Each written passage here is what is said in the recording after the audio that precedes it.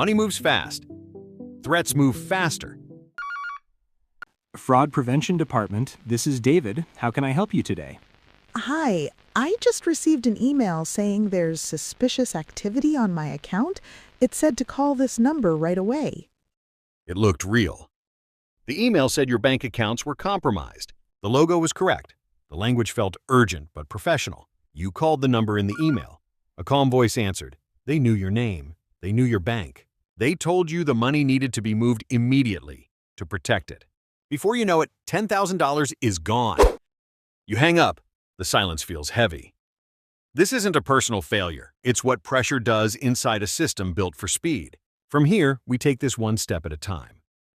First, we respond. Then we pause. And when things are steady, we rebuild. Right now, your focus is on stopping the bleeding. Start by ending all communication. No replies. No explanations. No trying to fix it with them. Next, call your bank's fraud department using the number on the back of your card or one you already trust. Tell them exactly what happened. Ask if they can attempt to recall the money transferred. Have them freeze the accounts. Then change your passwords immediately, especially your email. You're not solving everything in this moment.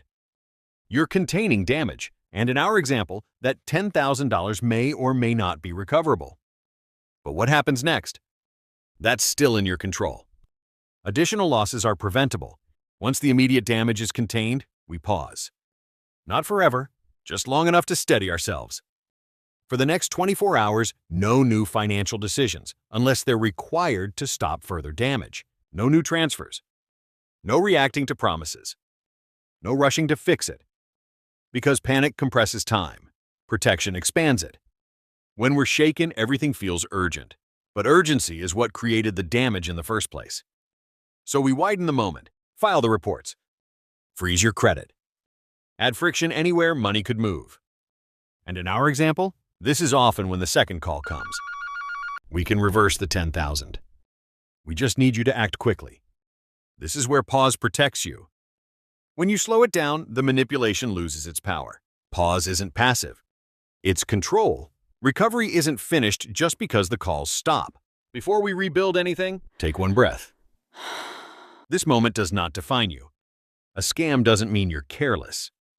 It doesn't mean you're foolish. It means you were pressured in a system built for speed. What was taken wasn't just money. It was your confidence, your sense of steadiness, your trust in yourself. So rebuilding isn't only about accounts. It's about strengthening the system around you. Because protecting your money also means protecting your judgment. Now we build the wall. Not a wall of fear, a wall of friction. And friction is protection. Separate daily spending from real savings. 2 different banks, 2 different purposes. Let one account handle everyday life. Let the other stay protected, not easily reachable, not easily moved. Turn on real-time alerts so nothing moves quietly.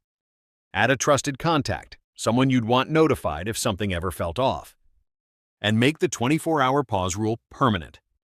Not just when you're shaken, always. Because scammers rely on speed. Legitimate companies will wait.